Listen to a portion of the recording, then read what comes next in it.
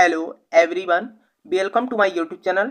आज के हमारे इस वीडियो में आप सभी साथियों का स्वागत है। साथियों, आप सभी को हम बता दें कि यूपी स्कॉलरशिप से रिलेटेड जो अपडेट है, मैंने आपसे कहा था साथियों कि कल के वीडियो में बहुत सारे स्टूडेंट के फार्म जो है पीएफएमएस पे जो है बदलाव हुआ है। बहुत सारे स्टूडेंट के तो वैलिडेटेड हुए हैं मेरे भाई, लेकिन बहुत सारे स्टूडेंट के फार्म रिजेक्ट किए गए थे, है ना। तो हमने आपसे कहा था मेरे भाई कि जो कैंडिडेट का फार्म रिजेक्ट किया गया है पीएफएमएस पे, उनके बारे में हम बात करेंगे, क्योंकि आप सभी को पता है कि आधार नंबर ऑलरेडी वाला मैटर था सभी स्टूडेंट का, ठीक है।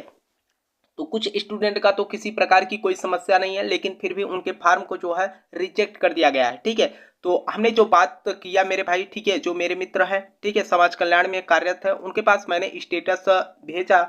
तो हमने कहा कि इस तरीके का दिख रहा था और ऐसी समस्या है, तो क्या ये जो है समाज कल्याण की तरफ से गलती किया गया है कि स्टूडेंट की तरफ से। तो देखिए उन्होंने क्या इन्फॉर्मेशन दिया उसके बारे में बात करते हैं। और वीडियो को आगे बढ़ने से पहले आपसे एक छोटा सा रिक्वेस्ट है मेरे भाई कि अगर अभी तक आपने वीडियो को लाइक नहीं किया मेरे भाई, तो वीडियो को लाइक करिएगा। चैनल पे पहली बार विजिट कर रहे हो मेरे भाई, तो चैनल को भी सब्सक्राइब कर लीजिएगा, क्योंकि कोई भी लेटेस्ट अपडेट आएगी तो आपको हमारे चैनल के माध्यम से जानकारी मिल जाएगी, ठीक है साथियों।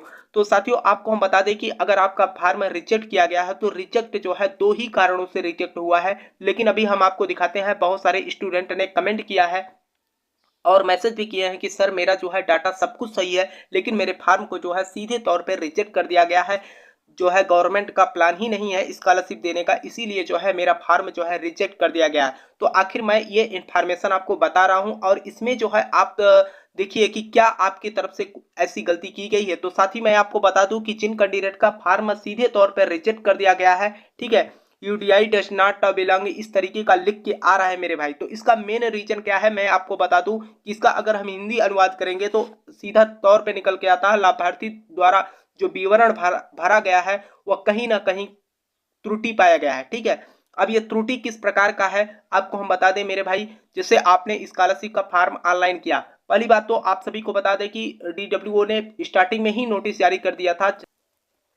डीडब्ल्यूओ ने साथियों आपको हम बता दें पहले ही नोटिस जारी कर दिए थे कि अगर इस तरीके की समस्या है तो आप उसे सही करा लें। यानी कि बोला गया था कि आधार कार्ड में जो आपका नाम है वही नाम आपके बैंक अकाउंट में होना चाहिए और वही नाम आपके हाई स्कूल के मार्कशीट में होना चाहिए, ठीक है। तीनों में नाम अगर आपका सेम रहेगा तभी जो है आपका पैसा आपके अकाउंट तक पहुंचेगा, नहीं तो बीच में ही कुल मिलाकर फार्म को ही रिजेक्ट कर दिया जाएगा, ठीक है।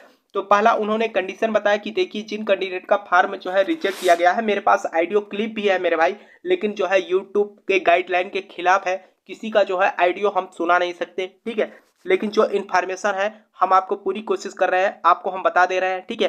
कहने का मतलब उनका पहला पहला पॉइंट ये था, उन्होंने कहा कि देखिए कैंडिडेट के बैंक अकाउंट में नाम कुछ और होगा और उनके आधार में नाम कुछ और होगा। मैंने कहा कि बहुत सारे स्टूडेंट ऐसे हैं जिनका जो है, फिर उन्होंने कहा कि उनके पिताजी के नाम में अगर हम बात करें तो बैंक अकाउंट में कुछ और होगा, उनके आधार में कुछ और होगा। कहने का मतलब यह है मेरे भाई कि एक भी अक्षर जो है अगर मान के चलिए चेंजिंग है तो आपका फार्म रिजेक्ट कर दिया गया होगा, ठीक है, उनका यह कहना है। दूसरा यह है कि उन्होंने कहा कि देखिए कुछ स्टूडेंट तो ऐसे थे जिनके जो है मार्कशीट में जो है कुछ और नाम था, आधार में कुछ और नाम था, लेकिन इनका जो है पहले ही डाटा नॉट मिसमैच लिखकर भेज दिया गया, ठीक है। तो इस तरीके के स्टूडेंट के फार्म जो है वेरीफाइड तो नहीं किए गए थे मिसमैच, यानी कि उन कैंडिडेट के लिए एक बार मौका भी दिया गया था कि वह कैंडिडेट अपना जो भी सिस्टम है उसे सुधरवा ले, लेकिन बहुत सारे स्टूडेंट ने उसे सही करवाया, लेकिन बहुत सारे स्टूडेंट ने जो है उस पर एक्शन नहीं लिया, ठीक है। उन्होंने बैंक में जाकर इसके बारे में जानकारी नहीं की। तो उन कैंडिडेट उन्होंने कहा कि कैंडिडेट को आप बता दीजिएगा कि आप थोड़ा सा अपने डाटा को मैच कराएं, जैसे आधार कार्ड बैंक अकाउंट में जो नाम है दोनों में सेम है कि नहीं, पिताजी का नाम और आपका नाम, ठीक है। दूसरी बात यह है कि आपके जो हाई स्कूल का मार्कशीट है उसमें भी नाम सेम होना चाहिए, ठीक है, तभी जो है आपका पैसा जो है भेजा जाएगा, अन्यथा जो है सीधे तौर पे जो है रिजेक्ट कर दिया जाएगा। अब देखिए मैंने उनसे पूछा कि ये बताइए मेरे भाई, तो बहुत सारे स्टूडेंट तो ऐसे हैं जिन्होंने कमेंट किया है कि सर जो है मेरा डाटा जो है पूर्ण रूप से सही है। कहने का मतलब जो हमारा हाई स्कूल में है वही बैंक में है वही आधार में है, फिर भी हमारे फार्म को जो है सीधे तौर पर रिजेक्ट कर दिया गया है, यहाँ तक कि अमाउंट भी शो कर रहा है, लेकिन जो है पैसे दोबारा से रिजेक्ट कर दिया गया था। तो मेरे भाई मैं आपको बताना चाहूंगा, उन्होंने कहा कि देखिए अगर इस तरीके की समस्या है, ठीक है, तो कल के डेट में फार्म को जो है बहुत सारे कैंडिडेट के वैलिडेटेड किया गया और बहुत सारे स्टूडेंट के फार्म सीधे तौर पर रिजेक्ट भी कर दिए गए, ठीक है।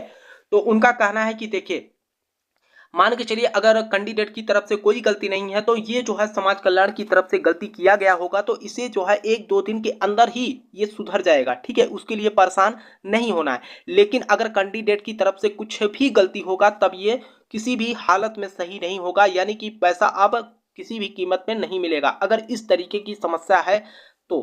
ठीक है साथी, तो यह इन्फॉर्मेशन था। मैंने साथियों ये भी कहा कि देखिए बहुत सारे स्टूडेंट ऐसे हैं जिनका जो है कुछ अलग अलग समस्याएं हैं, तो जैसे फार्म पेंडिंग में रख दिया गया या ब्लॉक में रख दिया गया, अभी तक जो है फार्म वेरीफाइड नहीं किए गए। तो उनका कहना है कि देखिए जो शेड्यूल में आया था, ठीक है, पहले तो ये शेड्यूल में आया था कि पहले पैसा लगा दिया जाए पीएफएमएस पे, ठीक है, तो वह प्रोसीजर चला है। उसके बाद अब देखिए क्या किया जाता है, ब्लॉक वाले की कुछ कैंडिडेट के फार्म वेरीफाइड हुए हैं, उन्होंने ये बताया। तो आप लोगों से हम जानना चाहेंगे कुछ कैंडिडेट हैं, कितने कैंडिडेट ऐसे हैं जिनका फार्म ब्लॉक था अब जो है वेरीफाइड है, आप लोग नीचे कमेंट बॉक्स में कमेंट करके बताना मेरे भाई, ठीक है। और जो जिन कैंडिडेट का फार्म पेंडिंग में था क्या उनका भी सुधार हुआ है तो थोड़ा सा कमेंट करके बताना, क्योंकि 1-2 दिन के अंदर ही जो कुछ भी होना होगा होगा मेरे भाई, क्योंकि आप सभी को पता है कि 28 तारीख यानी 28 जून आपका लास्ट डेट है यूपी स्कॉलरशिप का भेजने का, यानी ये जो सेशन चल रहा है 2023 और 24 का ये लास्ट होगा। उसके बाद जो है आपका 2024-25 का जो है यूपी स्कॉलरशिप का जो है लॉगिन ओपन हो जाएगा, ठीक है मेरे भाई। दूसरी बात यह है कि मेरे भाई अगर मान के चलिए समाज कल्याण की तरफ से गलती किया गया होगा तो इसके लिए एक नोटिस जरूर जारी की जाएगी, ठीक है। जैसे जो कैंडिडेट कह रहा है कि मेरा डाटा सब कुछ सही था लेकिन मेरे फार्म को रिजेक्ट कर दिया गया, ठीक है, तो अगर मान के चलिए उन्होंने देखिए बताया भी अगर समाज कल्याण की तरफ से गलती किया गया होगा तो उससे सुधार लिया जाएगा, ठीक है। लेकिन अगर कैंडिडेट ने यह गलती किया होगा, बार बार नोटिस जारी करने पर भी कैंडिडेट ने अपना जो है सब कुछ सही नहीं करवाया, तो ये जिम्मेदारी कैंडिडेट के ऊपर जाएगी, ठीक है मेरे भाई। तो मान के चलिए कोई भी नोटिस आएगी मेरे भाई तो आपको हम इन्फॉर्मेशन बता देंगे, थोड़ा सा वेट करते हैं। आज की डेट में हो सकता है कि कुछ कैंडिडेट जिनके फार्म जो है वैलिडेटेड हुए हैं पीएफएमएस पे, उनका पैसा हो सकता है आज या कल तक जो है शो होने लगे, ठीक है। तो इसके शो होने का मतलब यह है मेरे भाई कि अकाउंट में ट्रांसफर, ठीक है। तो मुझे आशा है साथियों कि आज का जो इन्फॉर्मेशन था हमने आपको बताने का पूरा प्रयास किया। फिर भी साथियों अगर आपका कोई सवाल हो या कोई जानकारी लेना चाहते हो आप, तो आप नीचे कमेंट बॉक्स में कमेंट कर सकते हैं मेरे भाई, ठीक है। तो आपको हम बता दें बहुत सारे स्टूडेंट का सवाल ये भी आ रहा है कि फर्स्ट इंस्टॉलमेंट सेकंड इंस्टॉलमेंट, तो देखिए मेरे भाई जो कुछ भी होना होगा फर्स्ट सेकंड, ठीक है, इसी 28 जून के अंदर अंदर आ जाएगा। लेकिन मैं आपको बता दूं कि जो है फर्स्ट और सेकंड इंस्टॉलमेंट के बारे में थोड़ा सा हमने जो है ध्यान से हमारे उतर गया, नहीं तो हम जो है फर्स्ट और सेकंड इंस्टॉलमेंट के बारे में जैसे कि मैंने एक हफ्ते पहले उनसे पूछा था तो उन्होंने ये बताया था कि जो है फर्स्ट और सेकंड इंस्टॉलमेंट जैसे एससी और एसटी का एक साथ ही भेज दिया जाएगा। जैसे आप सभी को पता है फर्स्ट और सेकंड इंस्टॉलमेंट इसलिए बनाया गया है क्योंकि फर्स्ट इंस्टॉलमेंट राज्य सरकार देती है और सेकंड इंस्टॉलमेंट केंद्र सरकार देती है, ये सभी को पता है, ठीक है। तो कुछ अपडेटें हैं, देखिए अभी मान के चलिए कुछ अपडेट आएगी मेरे भाई तो हम आपको जरूर सूचित करेंगे।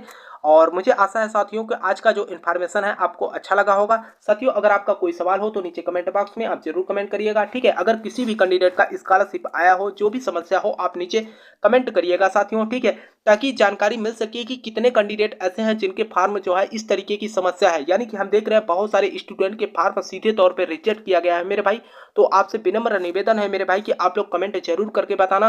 और दूसरी बात यह है साथियों कि आपसे एक निवेदन और रहेगा कि अगर अभी तक आपने वीडियो को लाइक नहीं किया मेरे भाई तो वीडियो को लाइक करिएगा, और चैनल पे पहली बार विजिट कर रहे हो मेरे भाई तो चैनल को भी सब्सक्राइब करिएगा, क्योंकि आपके लिए साथियों हर तरीके से मदद करने की पूरी कोशिश करते हैं। कोई भी लेटेस्ट इन्फॉर्मेशन आती है तो आप तक इन्फॉर्मेशन पहुंचाने का पूरा काम करते हैं, ठीक है साथियों। तो मुझे आशा है साथियों कि आप लोग जो है वीडियो को लाइक और चैनल सब्सक्राइब जरूर करेंगे। तब तक के लिए साथियों आपसे मिलते हैं अगले वीडियो में, तब तक के लिए जय हिंद जय भारत।